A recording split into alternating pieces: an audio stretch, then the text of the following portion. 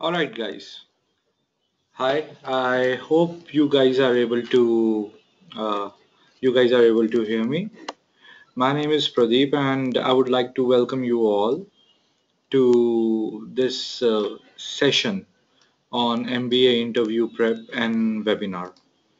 So what we are looking for here is the very essential need of the do's and the don'ts that we need to worry about in an MBA prep. How this is going to work here is this is mostly going to be a one-way communication where I will be speaking on what to do and what to do and not do in an MBA interview in a webinar. What you guys can do is put in your question in the chat box, and at the end of it we can have an open house session where you can post in your questions.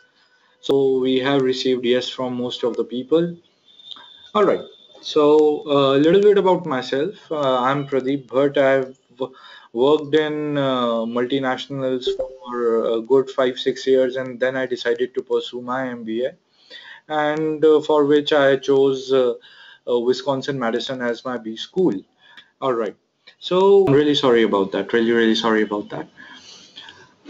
So first of all, what we would like to talk about is dissection of an MBA interview. So an MBA interview is dissected into majorly three components. I'm sorry I can't show you the third one here, but first up is the technical aspect of an interview. Now, when I'm talking about a technical aspect, what I mean is if you are a student who is just stepping out of the college, then the undergraduate area of your study. Yes, Shweta, the meet is on, and whatever questions that you have, you can put in the chat box here. Now, the second thing about the technical aspect would be your current area of work or specialization. So if you're coming from IT industry or automobile industry, or you're a part of a startup, so what is the current area of your work? What is your specialization? What it is that you do? Are you technically sound and competent in whatever it is that you're doing? That forms the technical aspect, and as well as awareness about your own organization. Now that forms prima donna, one of the most important aspects of your interview. That's the technical aspect.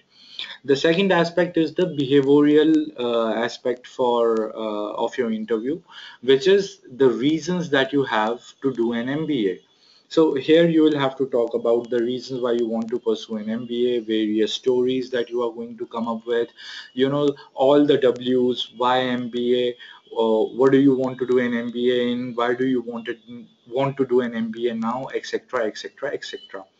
The second big, so your communication skills, how you present yourself, if you have the ability to think on your feet, how you are able to cope up in a stressful situation, are all going to be covered in the behavioral segment. And lastly, there is a dynamic segment. When we talk about dynamic segment of when we talk about the dynamic segment of a PowerPoint of an MBA interview, that can pretty much range from anything to anything else. For example, uh, dynamic aspect of an interview can be anything from questions on current affairs. It can be, any questions, abstract questions, questions that ask you to solve a case study. For example, calculate how many tennis balls can be fit in a cricket stadium. So these are abstract kind of a questions, and there is pretty much no hard and fast rule to attempt these questions. If these questions are related to current affairs, then what you need to then either you know the answer to these questions or not. If these questions are not related to current affairs, then there is pretty much nothing that you can do. But if it is a case study kind of a thing, then you can use the best of your ability to solve it as logically and coherently as possible. Now, moving on, what interviewers look for. So most of you are going to be sitting in for your interviews for IIMs and XLRIs and other colleges. So what are the interviewers looking for here? Number one, good communication skills. That is very, very important. So if you are able to express your ideas properly, coherently, in a logical fashion, that is a big up.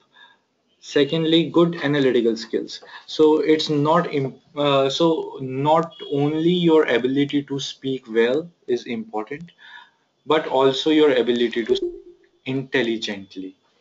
So there will be cases where the interviewer is going to try and put you in a situation where you'll have to analyze a problem.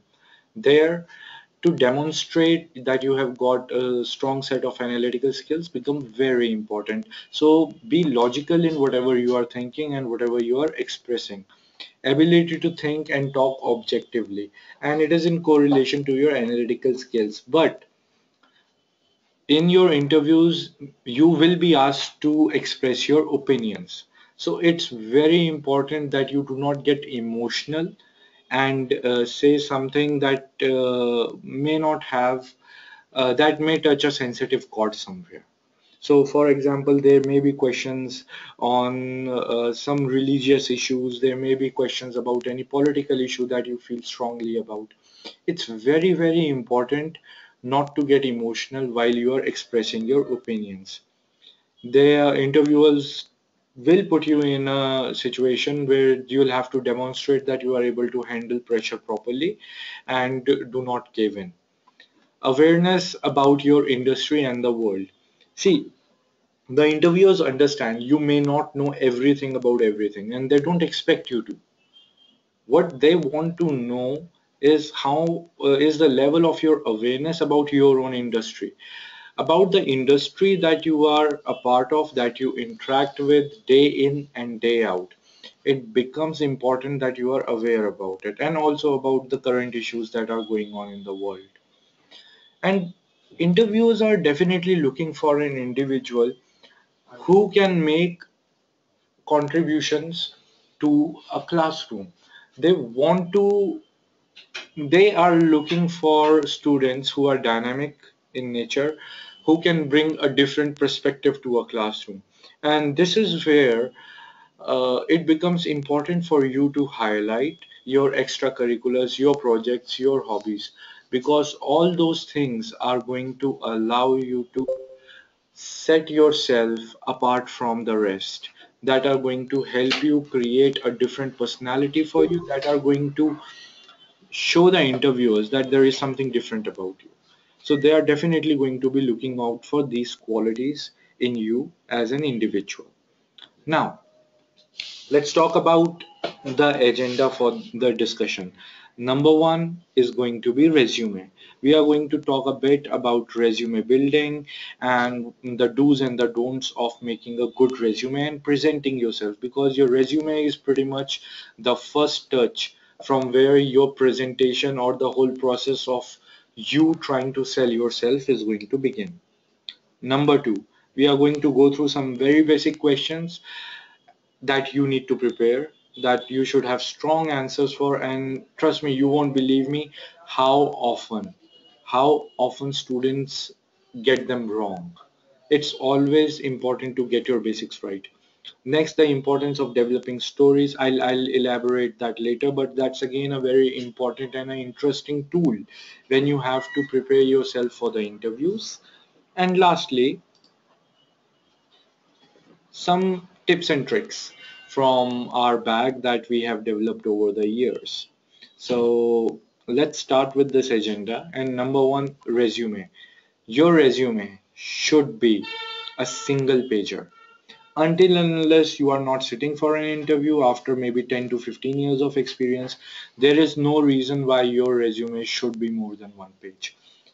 After this webinar, we guys are going to mail you some sample resumes, both for freshers and people with experience. If you guys can put in a chat box, is there any fresher here? Is there anyone who is straight away stepping out of your engineering college or any other college who does not have a work experience? Is there any fresher here? All right, so I'm not getting any pings on the chat box, so I understand that most of you would be people with work experience, which is okay. Secondly, in your resume, the important thing is the importance of data, facts, and figures and their relation to you. All right, so Shekhar is saying you are 2015 passed out. So yeah, you will be okay, fine. You do not have a lot of, you won't have, no, you have no work experience. All right, fine. So we'll discuss how to form a resume for you in this session only. Okay, what I was talking to you guys about was importance of data, facts, and figures and their relation to you. So if you guys have been doing some projects, it's important to present those projects it's important to present the data and facts related to those projects. I'll give you an example. I was sitting in for my ISP interview, and one of my projects included a cost saving of $1 million. So in my resume, I went on to point this thing out that I have done a project which resulted into a cost saving of this. And you won't believe pretty much 15 minutes of my entire interview discussion was about this activity that I had done. And it was about what inspired me to do this and how I came up with the idea and others, so many interrelated things. So if there are data, facts, and figures that are related to you, that are related to your projects that you can highlight, make sure you do that. Thirdly, professional format in content, language, and email. Guys, if you are going in for your interviews, make sure, please make sure that you have a professional email right up there. Your first name dot your last name at the rate gmail.com, at the rate hotmail.com, at the rate any other mail.com. But it has to be professional. The worst that I have ever seen was let me remember this. The worst that I have ever seen was probably kittycat7 at the rate gmail.com, or cool guy at the rate yahoo.com. Do not, that's a major faux pas when you're building your resume. It has to be very professional in terms of content, language, and email, which goes on to say once you build your resume, there is no harm and foul in pressing that F7 button and getting a spell check on your resume, because if you guys are going to write in your resume your strength has attention to detail, and I as an interviewer am able to see that there are five spellings that are incorrect, your interview is going downhill right from that moment. So guys, take building up your resumes very seriously. All right. So, having said that, I want to show you. I want to show you a sample resume that you can use, or you can take a look at, and it will give you an idea of about the do's and the don'ts that can be taken care of. Just hold on for 1 second. Okay. So this. All right. So I hope you guys are able to look at this resume here. So your current address, your permanent address comes here, name comes here, your very professional email ID comes here along with your phone number. Put in your objective has to be a 1 or 2 liner. When you're making this objective of yours, make sure that you feel very strongly about it.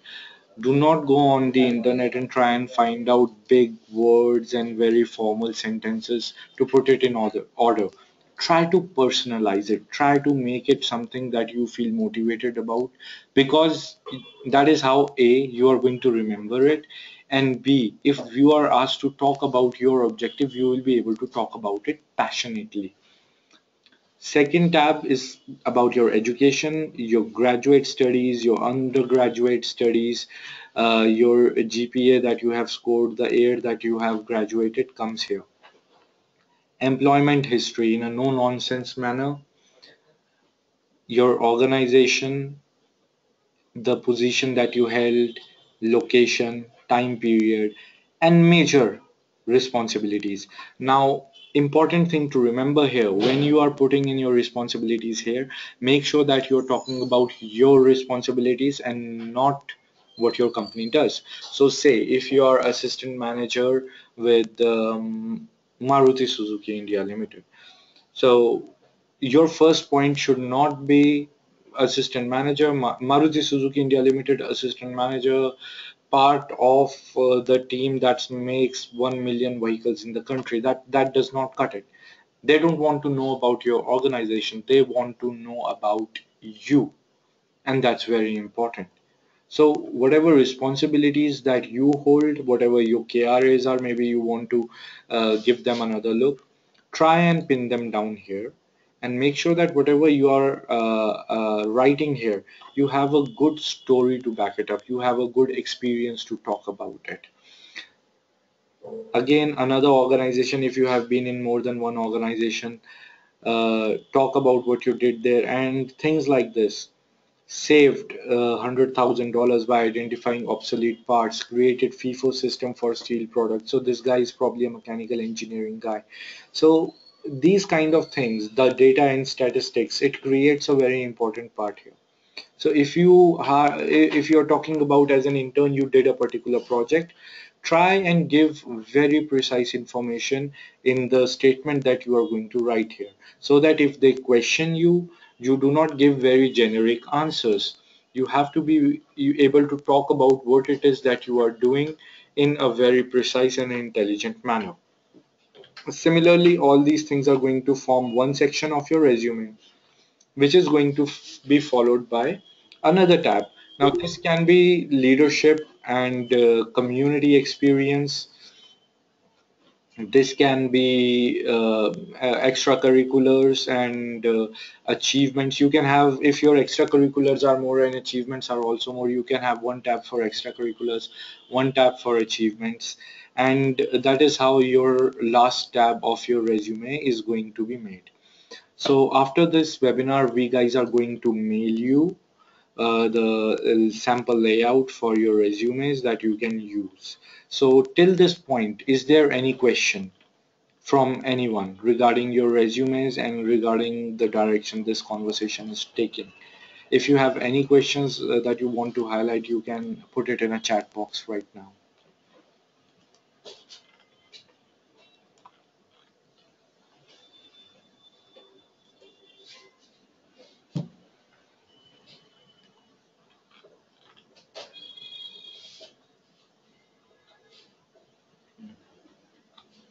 All right, so I've not received any questions here, so hope that you guys are pretty much okay with this. All right.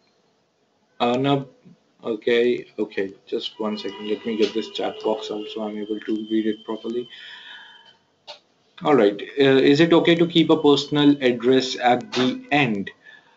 So first of all, Shaker, is it okay to keep a personal address at the end? I would not recommend that, because this tab here, which is your header, your information related to your address and everything should come in the header only. So that if an individual or if someone wants to contact you, it becomes easier for them to contact you. So I would suggest keep it up there on top in like the template that is here. Uh, so Mallika Arjun has asked that how to identify the experiences which will have a positive influence on your resume.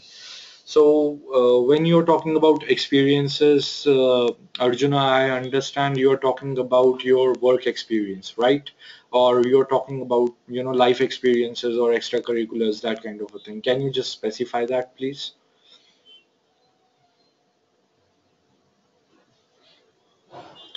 And till the time, yeah, work and extracurricular. Well, so as far as work is concerned, your experiences are very specific. Your experience is very specific. You have been working in this organization. Now, when you are working in this organization, whatever achievements that you have, so start with your KRA, key responsibilities area, key responsibility area. That is from where you need to start. So suppose you have 6 items in your KRA, out of which on 3 of them or 4 of them you have worked very well, and you have got some or the other sort of achievement also, or you have developed some system or process in that also. That is something that you have to write there. The same goes for your extracurricular activities. But when you are talking about your extracurricular activities, do not just write that I was I was a committee member for a for college festival which was conducted on a national level, committee member of a national level tech fest, committee member of a or a executive for a national level or a international level, whatever it is that students write nowadays. Do not write. I'm saying I wouldn't say do not write that, but when you are writing something like this, try and phrase it in a way that identifies your role and responsibility in that activity or in that in that experience. For example, say if I was a committee member for any fest that was conducted in college, I would want to write that I was an executive or I was a committee member for this fest in which I managed total of 10,000 or 2,000, 3,000 people. If I was in, say, marketing, I was a committee member in marketing and I got a sponsorship to the tune of these many, to this much 100,000 rupees, etc., etc. So do not just write when you're talking about your achievements that I was this. Also write about what did you do. It will hardly take 7 to 10 words more, but it is going to have so much more impact. So I hope that answers your questions, Mallikarjun. And Arnab Bhattacharya is asking, I do not have any extracurricular achievements. What should I write? So Arnab, I'll probably have to take a closer look at your profile, what it is that you have done. But if you are saying so, you have not been involved in any extracurricular achievements, you do not have any achievements to your name or any certificates, etc. It's completely okay.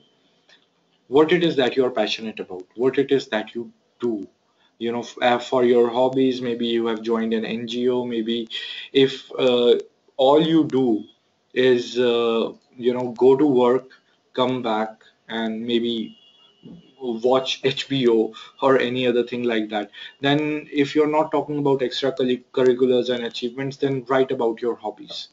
My hobbies are this and this is what I love doing. My hobbies are this. It will give slightly unprofessional touch to it, but then if you do not have more things to sell you, more things with which you can sell you, probably this is the only idea.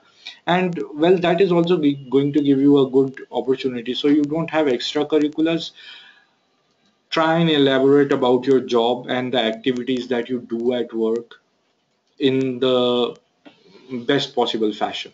So you will have an opportunity of even pick the minutest detail of your work and put it in your resume. So maybe you can compensate it there. That is probably one of the better ways to compensate it than anything else. So I hope Arnab, you have noted that down. Uh, All right, so you guys can keep on typing your questions on the chat box. Whenever I will get a space or the time of the presentation will be appropriate, I will discuss that. All right, now moving on to the presentation, going back to the presentation. Let me just put you through. All right. All right, wonderful. So we are done with the resume part of it. Now, let's talk about few basic questions that you need to know. Number one, why MBA? Guys, figure it out. Figure out why you want to do an MBA. Now, mostly the answer to why you want to do an MBA is going to lie in three regions. Number one, you want to progress in your current industry, in your current function. But in order to rise to another level, in order to accelerate your career growth, you need an MBA, because an MBA is going to give you that necessary skills, that necessary knowledge and information, and also the opportunities for you to accelerate your growth. Another reason to do an MBA is if you are not interested in the current industry that you are in, the current function or the current role that you are in, you want to change. There is no shame in saying that I want to do an MBA because I want to transition from my current role, which is this, to the new role, which is this.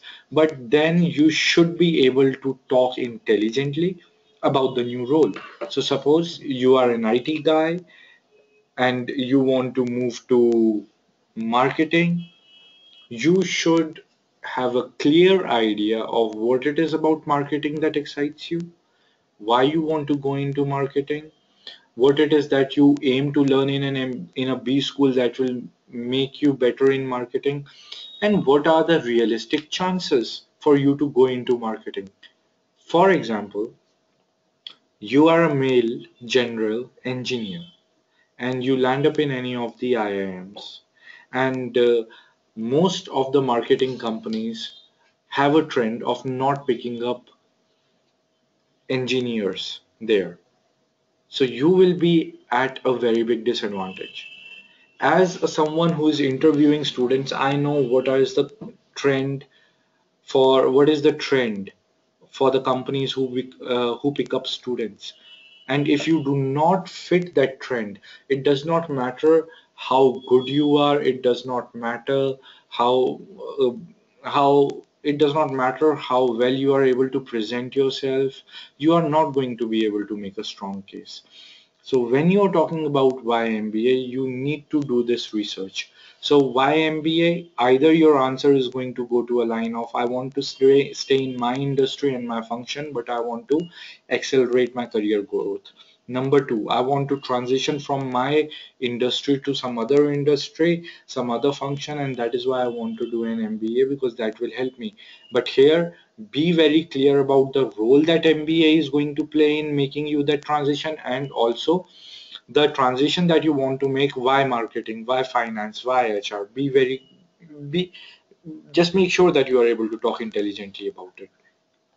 And thirdly, well, it is a tacit advantage that yes, of course, by doing an MBA, you are going to get, you are going to find an increase in your salary and compensation. So that is an added advantage.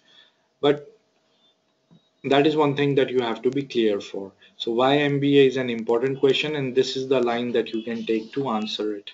Secondly, why MBA now? So an interviewer may ask you, you have got, so I think there was an individual here, Shekhar. So you do not have any work experience. You have to be very clear with your answer. Why do you want to do an MBA now? Why can't you wait for 2 years or 3 years, gain appropriate work experience, and then do an MBA? That is going to help you present your case better. So, Shekhar, let's have a small demo session here. I'm going to unmute you and I'm going to ask you this question. So, try and give me an answer. I'm just going to unmute you.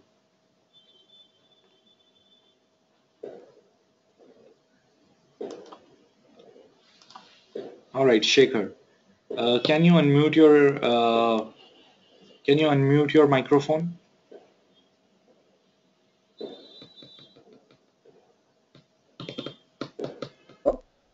Yeah, Shekhar. Hello? So I hope everyone else is able to hear. Shekhar, can you hear me? Yes, yes, yes. All right, Shekhar. So tell me, you do not have any appropriate amount of work experience. Why do you want to do an MBA right now? Why can't you wait for 2 or 3 years and then do an MBA? That will make a better sense for you also.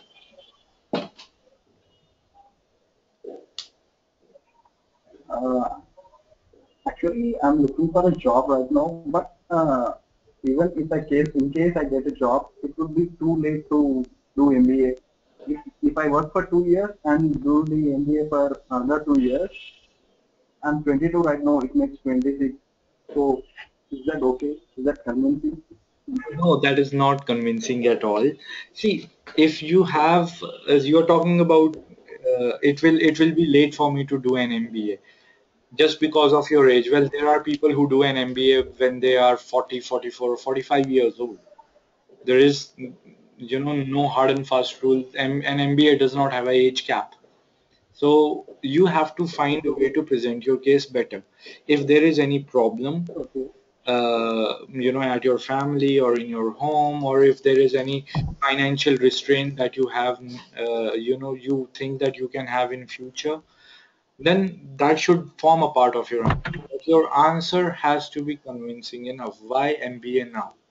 And in your case, it becomes more Okay. important. And if you'll start your answer by saying something like, I am looking for a job right now, but well, I just thought that I would give MBA a shot. Please do not say that. Okay. That is a major, major faux Okay. pas, because that shows that you are undecided. That shows that you have really not thought this through, why you want to do an MBA. All right. So just mull Yes. over this, Okay. and we guys are anyways going to put a mail to you after the end of this webinar. Uh, Come up Okay. with a decent answer, mail it back to me, and maybe we can discuss it later. All right. Okay. Okay. So Thank you. I'm gonna mute you now. Okay. So second part is why MBA now. I think you guys can understand where I'm coming from or which space I'm coming from when I'm talking about why MBA now. Third part, which I have spoken a bit about it right now, which concentration or specialization. Guys, if you're saying finance, why do you want to do it in finance? And if you want to do in finance, which companies you would want to join after your MBA? Marketing, why marketing? What it is that excites you? It's very important. So I'll give you my example here. I want to do an MBA in HR, human resources. So many schools that I interviewed with, and especially the schools in US that I interviewed it, they asked me, people do not like HR. People do not like to go into HR. It is not something that excites most people. And you come from a profile where you work with new technologies. Why do you want to do an MBA in HR? So my answer went somewhere on the lines that yes, I work with new technologies, I handle a lot of business, and exciting all those things are what I love the most is working with people. What I love the most is being a part of their growth and development. And then I went on to talk about few projects that I have done in my workplace wherein I have been directly involved in growing and developing people, in mentoring people. And although I have done a lot of work in technology, I have done work in finance also, I did not focus on that. I presented the the part of my resume or my work personality which was directly in line with what I wanted to do an MBA. Similarly, most of you guys might have different responsibilities at work. Try and pick that part of your workspace that goes well with which concentration you want to do an MBA in. So for finance guys, talk about the amount of budget that you handle, and it is something that excites you. Maybe for marketing people, try and pick out that aspects from marketing side. Second thing, now this is what you can pick from your workspace and talk about when it comes to defining which concentration you want to do an MBA in.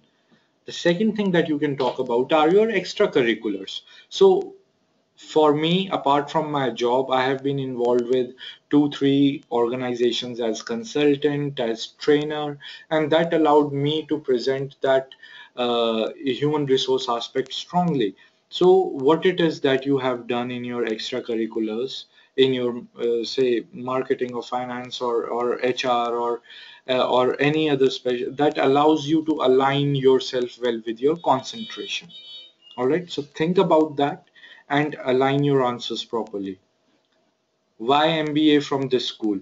Again, a very important question. I was going through your profiles, the ones that you have sent to Modern Pathshala, and it was very exciting to see that most of you have received calls from various IIMs, which is really amazing.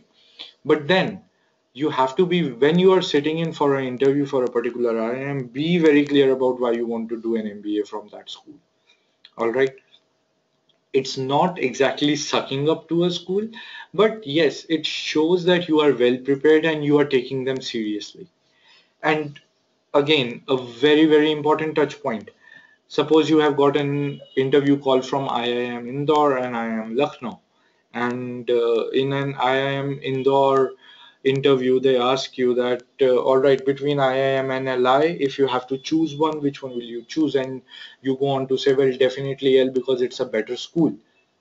So their next question is going to be, so we are not that good. Never. Or in IIM Lucknow interview, you go on to say that, well, I'll choose IIM Lucknow because IIM Indore is not that good. Again, do not at any cost, please, do not say anything derogatory, anything, not derogatory, but anything negative about any of the schools. See, if you have got multiple admits, number one, no school bashing.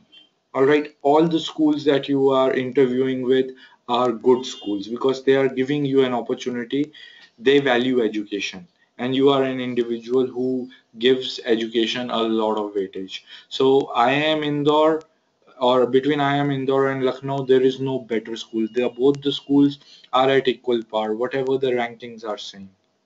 But how you need to present your answer is, sir, so suppose I'm sitting in for IIM Lucknow interview and they ask me, well, between IIM Indore and IIM Lucknow, which one will you choose? You can begin your answer with something like, sir, IIM Indore is a very good school, but I choose IIM Lucknow over Indore because IIM Lucknow is much better aligned to my long-term goals. And define your long-term goals there, whatever it is that you want to achieve. So suppose I am Lucknow is very good with finance, so my long-term goal is to go into finance, and I am Lucknow is a very good school that offers me a strong concentration. I have spoken to the alumni, I have spoken to other people who have graduated from the school. So I am Indore, though it is a wonderful school, I don't think it is going to be a right fit for me. In order to, in order for me to make the best of my MBA experience, I'm choosing IIM Lucknow because of these reasons. So you have to be well politically correct in your answers, and you have to justify it strongly. And coming on to the goals, define your short term and long term goals. They will form an important part of your why you want to do an MBA and which concentration you want to do an MBA. So, what are your short term goals? Your short term goals immediately after stepping out of a B school. You see yourself. So, if your short term goal is, well, I see myself as a CEO of an organization in 5 years, probably they would say that you are not realistic. Have realistic goals in short term. In long term, well, you can think about becoming a CEO, starting your own setup, heading a large organization, or work for non-profit, or you can align it with a large purpose that is there with your life. That's completely okay. But for your short term goals, be very clear about the jobs that you are going to get. And the best way to know about it is talk to the people who are there in these schools right now. Okay, so here is something. You are getting into, say, IIM, any IIM Calcutta. You say that your short-term goal is getting into finance. But most of the companies that are related to finance, the banks that come there, they do not pick up students related to your profile. You are going to be at a very big disadvantage, and you will come across as woefully ignorant about the school. So the most important thing is interact with the alumni who are there in these schools right now. Understand how the jobs, what kind of companies are coming in, what kind of jobs are being offered for your profile or your kind of student, the students who have your kind of profile, what kind of jobs are offered to them. And that is how define your short term and long term goals. Trust me, guys, do this. Spend some time interacting with the people who are there in these schools. You will be able to give very intelligent answers. Next, strengths and weaknesses. Please prepare 3 to 5 strengths that you have, and strengths can be anything. Do not think that something that I want to put as a strength may not be good enough. It can be anything. Good communication skills. Many people have good communication skills, but they don't put it as their strengths because, well, it is something very apparent, or how will be I be able to justify it? It's completely okay. Put it across. We South Asian, Southeast Asian people, Indian people in Indian subcontinent, etc. We do not exaggerate, and we do not. There is a very little I in our discussions and a lot of we. But when you are analyzing your strengths, you have to be a little selfish there when you are analyzing yourself. Do some amount of introspection and you know think deeply about the things that make your strength. Same thing goes for weaknesses. But when you're talking about your weaknesses, the important thing to understand is your weakness should be something that you are currently working to overcome. For example, my weakness is that I'm very verbose. I talk a lot. So in order to overcome my weakness, I try and well, I try and organize my thoughts so that I do not keep on talking unnecessarily and lose the scope of conversation. Similarly, you can define your weaknesses, but along with your weakness, have an action plan to overcome that weakness. Next thing is achievements, failures, and learnings from them. Now, whatever I'm telling you here, you have to prepare it in form of stories, which I'll talk in the next slide. But whatever achievements that you have had, please write them down on a page or a piece of paper. Whatever failures that you have had, write them down on a piece of paper so that they are there right in front of you. It should not happen that you are sitting in an interviewer asks you, okay, tell me about an instance where you failed, and that is when you really begin to introspect, okay, something had happened earlier. Keep these things ready with you. Trust me, they are going to be very, very useful in your interviews. Now, from this slide, from the basic questions, you have to introspect and dig deep into getting the information that is related to this question, to these questions. The next part is when you have that information, when you have those instances from your life that define why MBA, or why MBA, or what are your achievements, strengths and weaknesses, etc. You have to develop all those things in stories. So prepare a story where you highlighted your achievements. Have a story about it. Let me put that in another way. So when you're talking about your strengths, it is important that one, you tell this is my strength, and you should have an instance where you displayed your strengths. Achievements, well, there's not much stories that can go into it, but this will help you analyze those main instances that you can develop in your stories. And your stories should be on these lines. Number one, there should be a leadership story, an instance, a situation where you displayed leadership. Have a small story that in your workplace you did something with a team, no one was stepping up, you stepped up, took on responsibility, conducted any particular project, and well, whatever, however way it will move further. Have a leadership story in place. A story where you faced a management challenge, or there was a challenge related to managing some things and you overcome that. Have a small story related. Have a story related to situational conflict and change management.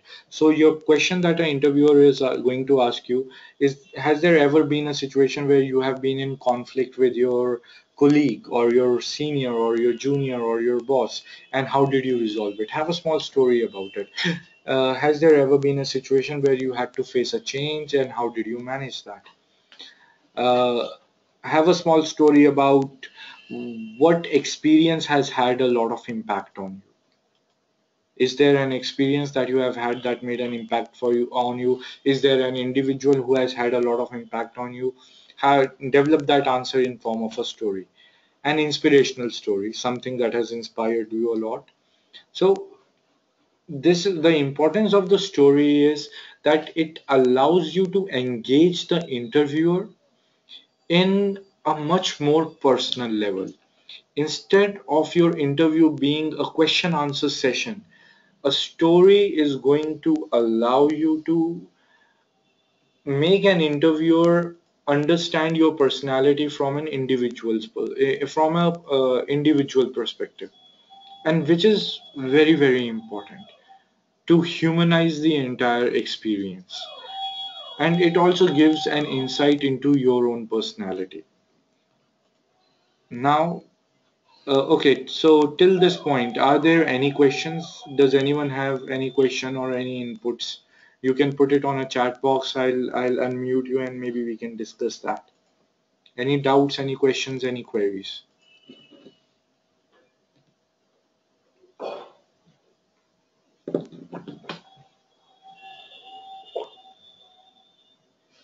Okay. So Malika Arjun is asking that in interviews we are sometimes asked about the area we want to pursue MBA in. Does it need to have with the current relation area of work? For example, you are in a BPO, which does not require qualification to grow. How do we answer these queries? Will it come back later during placements? Yes. Okay, so number one, uh, when you are asked about what do you want to pursue in MBA, that basically goes to a slide before, which concentration or specialization you want to do an MBA in. Does it have to be related to your current area of work? Definitely not. It is not at all necessary that it should be related to your current area of work. No. You can say that I want to transition from current area of my work where I am not very excited. However, I have had a good learning experience, but I'm not very excited. And I want to transition to this other concentration, which I'm very excited about. For example, you are working in a BPO, you may want to move into marketing. So you can talk about that I want to move into marketing, though I do not have a marketing experience right now. But you should have a fundamental basic idea of what marketing is all about, because an MBA interviewer is going to look at you as an individual who can make some or the other contribution to a classroom. So if I have to compare you with any other individual who has had a few years of marketing experience, it will be much easier for me as a teacher to explain concepts to him or her, and they'll be able to understand it better, and from their experience they'll be able to contribute to the class more. That puts you in a disadvantage. How can you overcome that disadvantage? One, improve your knowledge about marketing, read the basics about it, number one.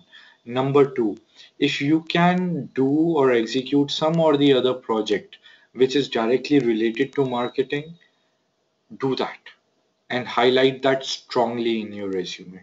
Though it is not something that can, you know, that can have a very strong, that can have an advantage over someone who has been working in marketing for a few years, but it is still something. It shows the passion that you have towards a particular field. Thirdly, you should be able to talk about it intelligently in the end. If an interviewer sees all these qualities in you, they will definitely want to give you a shot. Secondly, when you see that will it come back later during placements? It may not.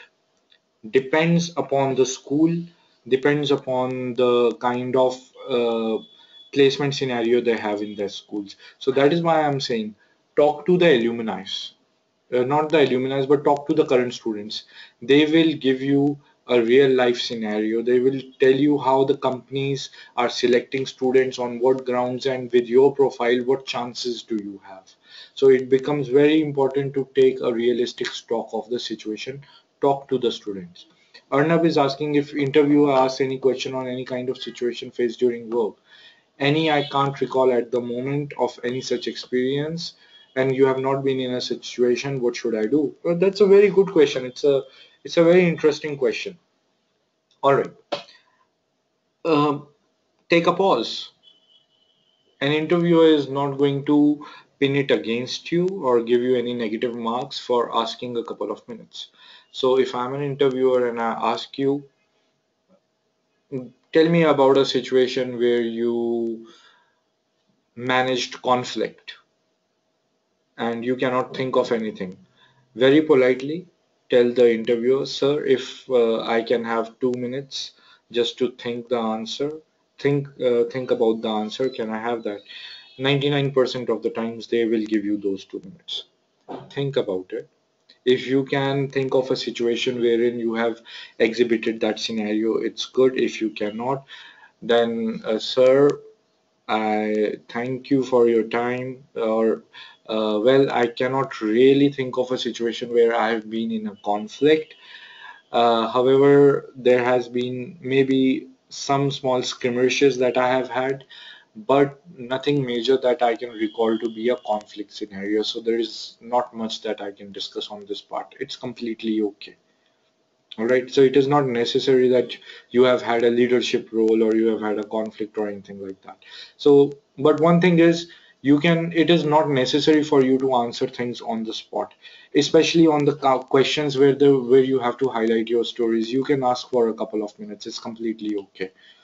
For that matter of fact, I'll give you an interesting example from my XLRI interview.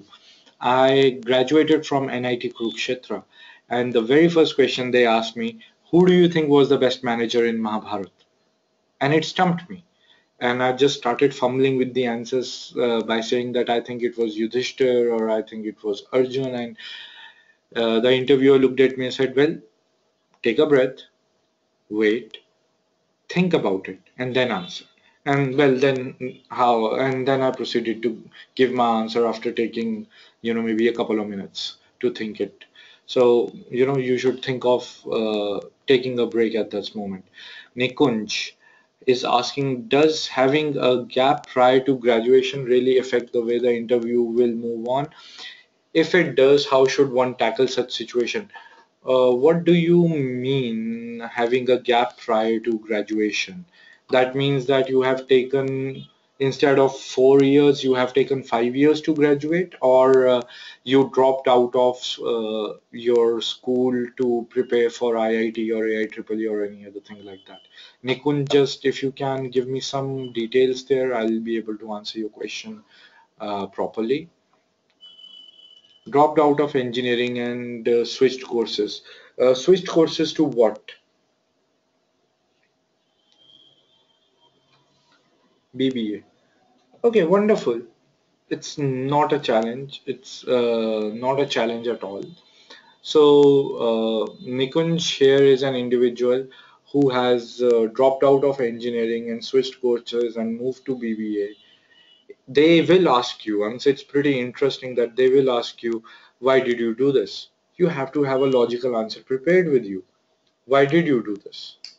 All right, so whatever answers or whatever reasoning that is there, it is not, see, having a gap prior to your graduation is going to affect the interview to move on. That will depend on how you answer their initial questions. I'll give you my example. I dropped out of standard 12 after 12th. I took a 1 year gap to go to Kota and study for IITs.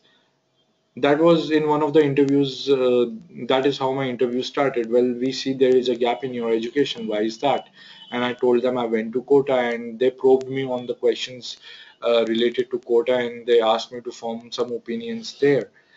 And that actually depended on how it depended on how I answered those questions, that decided the course of the interview further.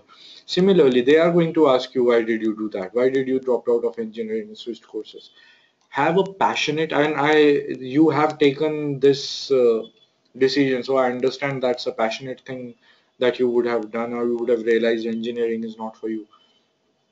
Have an intelligent, logical, passionate answer prepared, and I think you are going to be good. You are going to be good there.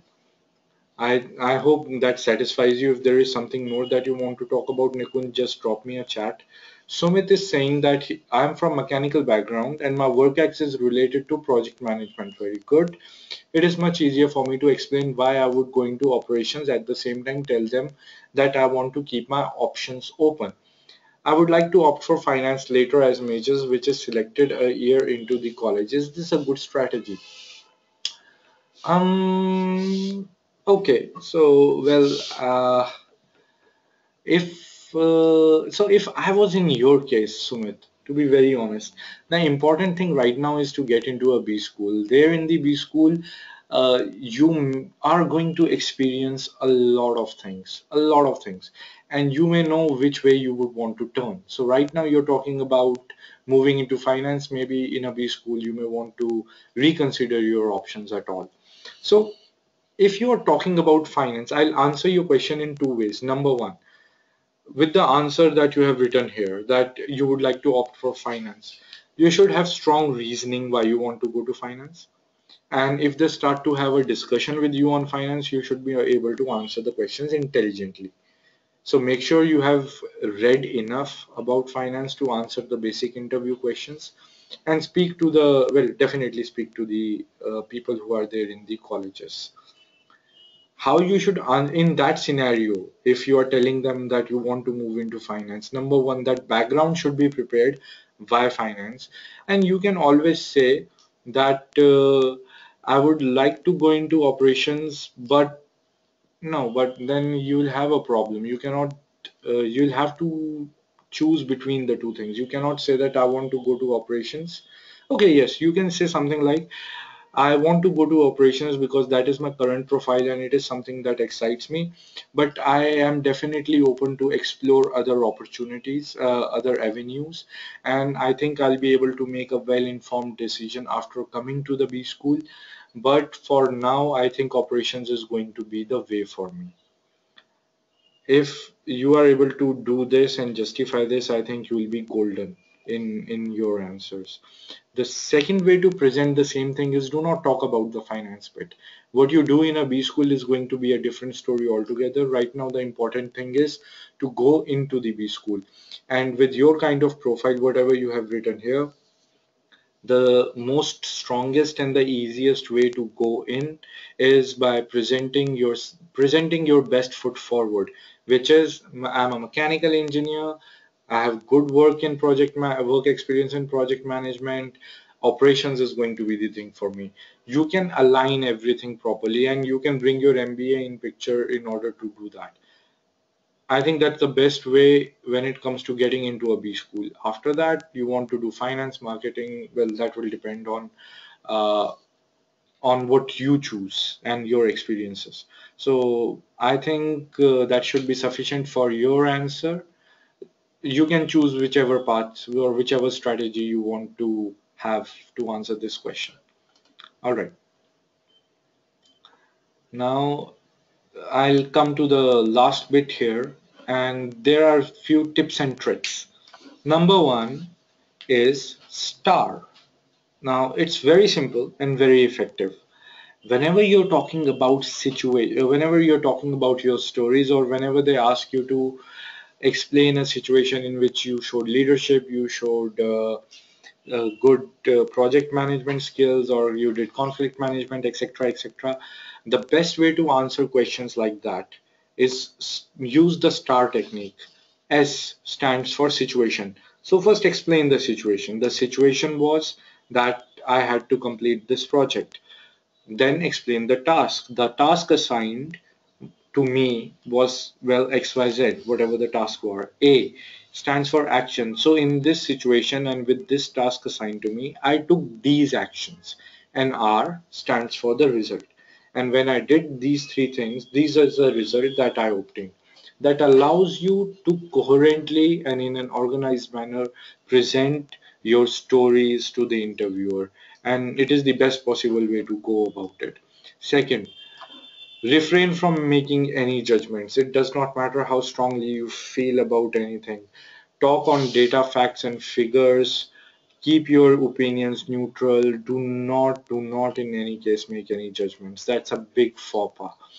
Support your opinions by facts and figures. So whatever you're talking about, if you are sure about, say, suppose you have a discussion on odd and even rule in Delhi, and you can begin your discussion by, well, that was a big failure. I do not think it made any difference whatsoever to the pollution levels of Delhi. That's a judgmental statement. That is not the tone that you have to take. That is not at all the line that you have to take. Start with neutral. I think even an odd rule that was implemented in Delhi had its own pros and its own cons.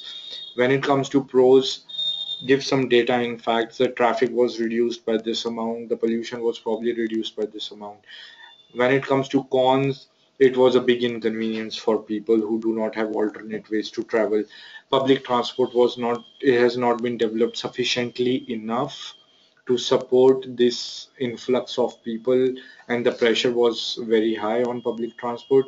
So present facts and figures and keep neutral opinions in place. Know your hobbies and passion. You like reading, and the last book you read was 1.5 years back.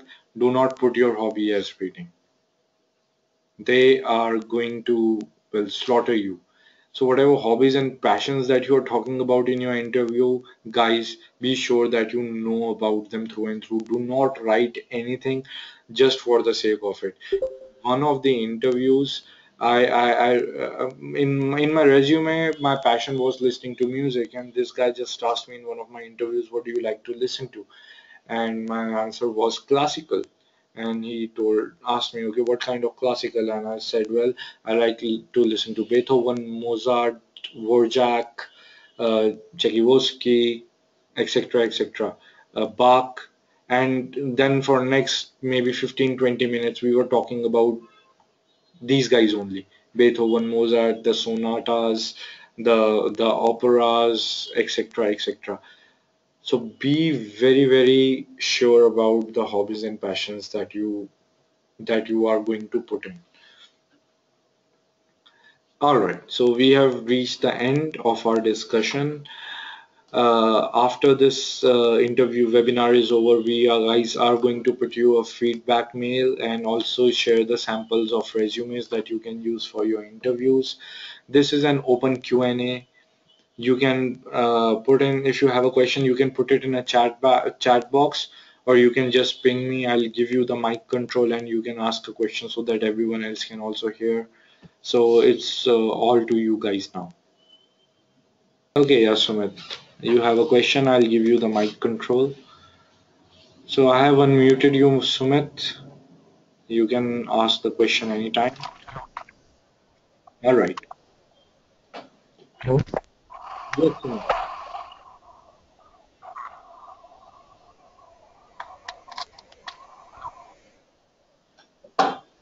Hello. Yes, Sumit. What is your question? Am I audible? Yeah, yeah, you're audible. Okay. Sir, actually, I left my company in September to prepare for the exams. September when? September 2015. Okay.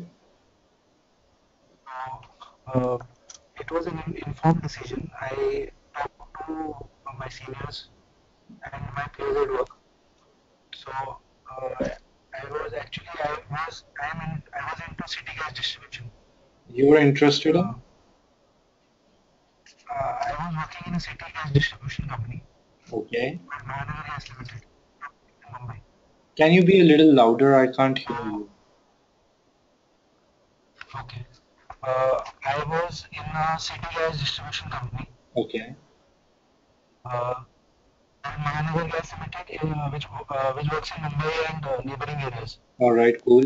So, and the fact is that there are very less companies which are into city gas distribution in India, and this is a very good company if you want to pursue this field. The compensation is good and everything else is also good. Uh, But the problem is of growth. So Sumit, I've talked to my peer. Sumit, I'm sorry, but your voice is breaking. Will it be possible for you to just put the question in a chat box so that I can read it and I can read it out to Yes, everyone? sir. All right. Guys, Yes, sir.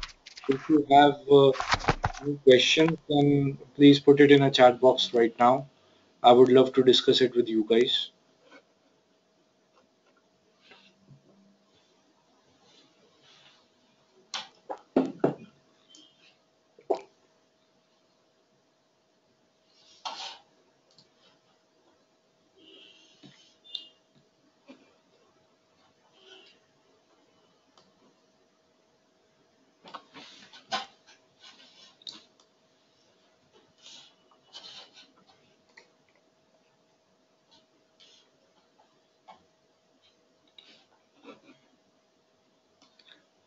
All right, while we wait for Sumit's question, I hope you guys have prepared your resumes. You may want to take a look again at that. And secondly, we guys are going to give you a feedback form as well as some sample resumes. So if you want, you can use that. And the mails that you are going to get, if you have any specific question, any specific query, or if you guys need any other kind of help, then feel free to reply back to us on the same mail. We would be more than happy to assist you with whatever challenges that you guys that you guys probably will face. So don't sweat anything about that. We guys are pretty open to address any and all kind of questions, and we'll be happy to extend our support to you.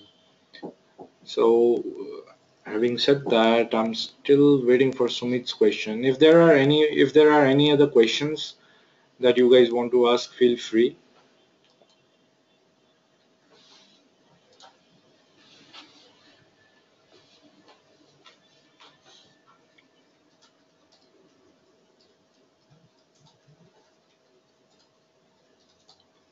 All right. Arnab is saying that you are in an IT company and working in recruitment.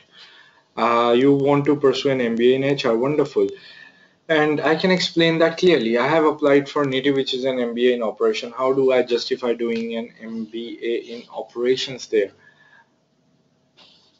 Well, to be very honest, if you are passionate about going into HR, do not go to NITI which is an MBA in operations. I'm saying, if you are very clear, Arnab, are you clear about pursuing MBA in HR? If yes, then well, XLRI and TESS or MDI are the places, or even FMS for that matter of fact. They have got good HR faculty. These are the colleges for you.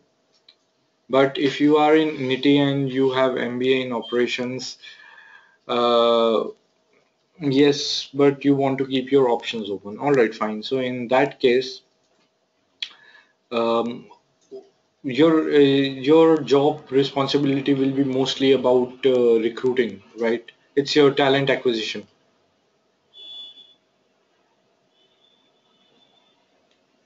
All right. So when you have to, just give me 1 second to think this over. How do you justify doing an MBA in operations? All right. So what you need to talk about is during your recruitment, one aspect of recruitment is gauging and assessing people, their personalities, and understanding that if their competencies are mapped precisely with the company role. However, this forms the HR segment of it. There is another segment of recruitment which talks about developing systems and processes and methodologies that are going to be required for the recruitment process to take place. For big organizations, a customizable recruitment process is going to be a very cumbersome affair. You cannot recruit people on their personalities, and you cannot have different recruitment processes for everyone. So a recruitment process also has its own systems. It has its own process. This system, this process to say identify competencies and map it with the individual skills and then finding the right person for the right job.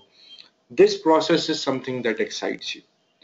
So this is going to help you highlight your focus on being a system and a process oriented individual, which is one of the core requirements of someone who wants to go into operations. So do not talk about the recruitment side of it that much, but talk more about the process side of it, the system side of it, and whatever work you have done in order to facilitate that. That will help you develop a perspective which is going to be more in line for operations. All right, Arnav? If you still have anything more to discuss, you can please put it in the chat box. I'll take Sumit's question now. So Sumit is saying that you left your company in September 15 and you were working in Gas Limited, which is a city gas distribution company and one of the best of the few companies in business, which is in this business, which limited my career growth as there are not many opportunities in the industry. So I spoke to my seniors and peers, then told me that growth will be slower if you want to do an MBA. This was the right time. How can I justify the decision? All right, Sumit, my one question to you. Why did you not, why did you leave your company? You could have given the MBA examination and you would have come to the interview with the while being in the job so that if you are not able to make it, you will have a backup option to fall on. And guys, I probably did not talk about this enough. Always have an answer ready for what will be your plan B. So if you're not getting through in this college, what is your plan B? What's your backup option? Keep that thing ready. All right, so Sumit, can you please try and make me understand that why did you leave your company? I'm saying you could have had a good backup option to work on here.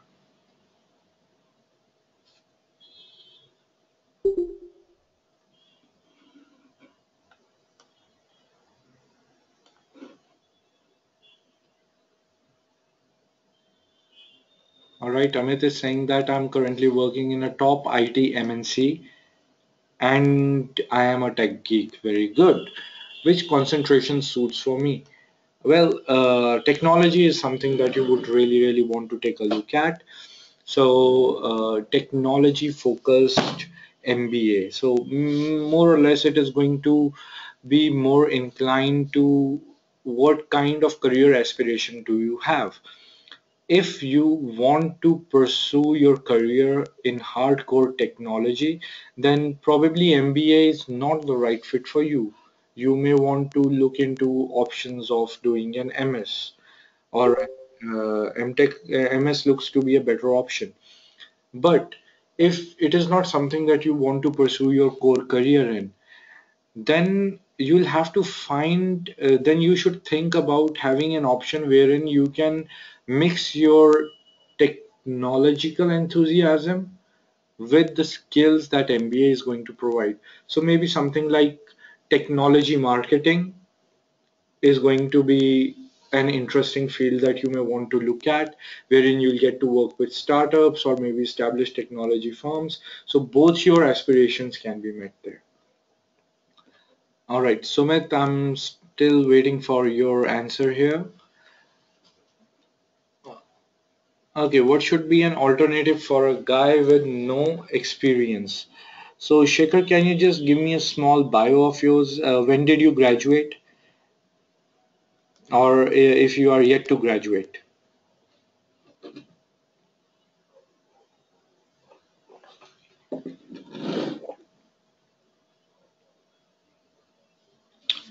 So, Shekhar has graduated in 2015.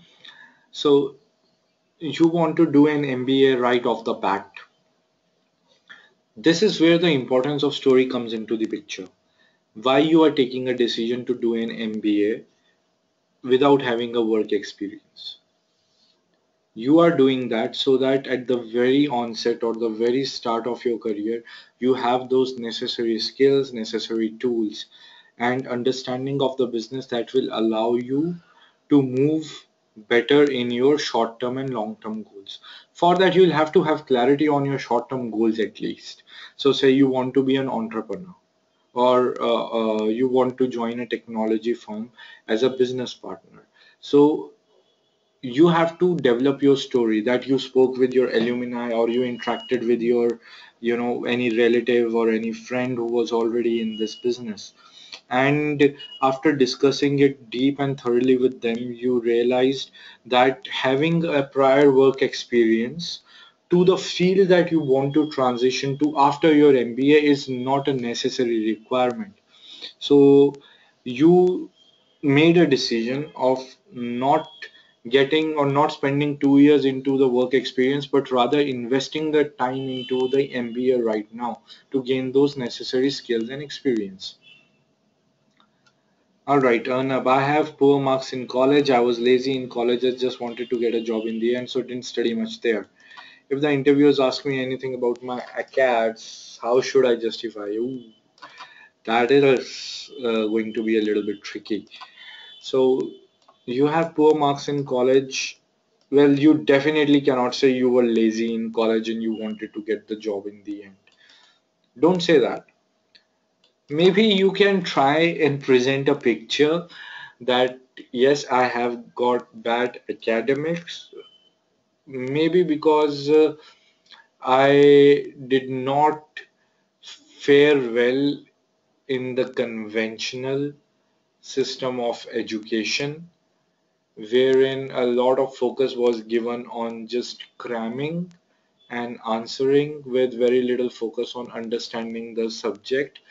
However, it pains me a lot to talk about my college or an education system in these terms, but my focus has always been to understand the concepts better. And therefore, I think it was some fallacy at my part that I did not understand what the requirement of the system was, but keeping these two factors together, it was an amalgamation, and therefore I got poor marks. I did realize how to improve myself, and I have found ways to improve myself. One, by understanding what the education system wants, so I can customize myself, but not at all by compromising on my passion to understand the concepts properly. So, Arnab, I hope that helps you with your answer. Sumit is saying now that you wanted to do an MBA and wanted to prepare seriously. Most of the projects start in October after rains and the work happens overnight. I worked 25 nights, which na na na na na na. So the work schedule was too strenuous, and you want to give a serious shot this time around. You know what, Sumit? That pretty much sounds like a fair decision. How you have to talk about it is you have to just say that, well, I prioritized. You keep this scenario in front that by September, I realize that if I have to crack an MBA this time around, I'll have to prioritize between my job. However, for most of the people, they can manage two things because they have a regular 9 to 5 job. In my case, my job profile was very different. And I realized if I have to seriously crack an MBA this time around, I'll have to choose between the two, but also say that I did discuss it with my boss and I did discuss, tried to look for other alternatives in my organization wherein I couldn't get a fixed time, where I could get a profile with fixed times, a 9 to 5 profile. I was not getting that, and therefore I decided to prioritize my preparation for MBA over my job, and therefore I quit. And you can also give in a financial aspect to also that I have this much savings, and I have made plans of how much I'll be able to survive on, and also if this does not work out, what will be my plan B. So not necessarily you say that in the answer, but if they ask, then you should be prepared with that. Avinash is saying that you are in IT and you want to start your own company. So which stream will be better suited? Because being a founder, I need to be involved in every aspect. For example, developing a product and marketing. Well, entrepreneurship is then something that you would want to look at. So Avinash, you would like to focus on choosing entrepreneurship as your concentration. So look for colleges that offer entrepreneurship and who have strong incubant cells in their schools. So places like IMB, IMA, etc. will be your good options. So marketing, sales, HR, as I've said right now, for you, I think the answer is entrepreneurship. But I'm sorry, if you are not getting that alternative in any organization, then you should try and move to the field that interests you the most. Of course, as a founder or as someone who's starting their own firm, I understand this because I also have founded my own organization. It's very important to know each and every single aspect of how everything revolves. around, well, your core values and fundamentals, but try and stick to the field that excites you the lot. And I'm pretty sure when you're going to step out in the field and start to work on your own company, you're pretty much going to learn everything else. So if you love marketing, maybe marketing is something that you would want to start with. Shekhar is saying you are interested in operations, graduate in you are interested in operations, you are graduated in mechanical engineering with no work experience. Shekhar, I'll definitely need to take a better look. Shekhar, I did answer, what could be the alternative with a guy with no work ex. So you are interested in operations. You should be able to talk intelligently about operations. That's for number one importance.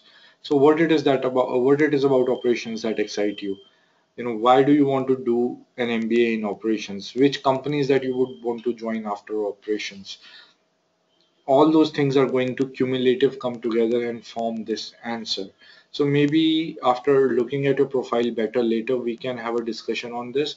So when we guys are going to drop you a mail, Shekhar, please reply back to it. Maybe we can schedule a one-on-one and see if we can figure a better answer to this. But before that, you will have to work on your end to uh, you will first work on your end and figure out why you want to do an MBA in operations. So you should be very clear on that.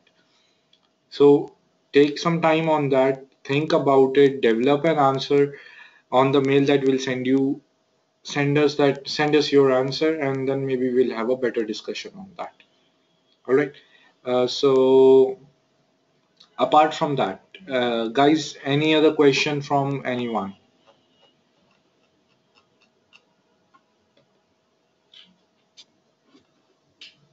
So we have pretty much exceeded the scheduled time by somewhere around half an hour. All right, Sumit's asking, do we have to provide email IDs? Just received. Oh yeah, if you have received the message for this seminar, I'm pretty sure these guys have your email IDs in order. So we guys are going to send you a mail from our end. Don't worry about that.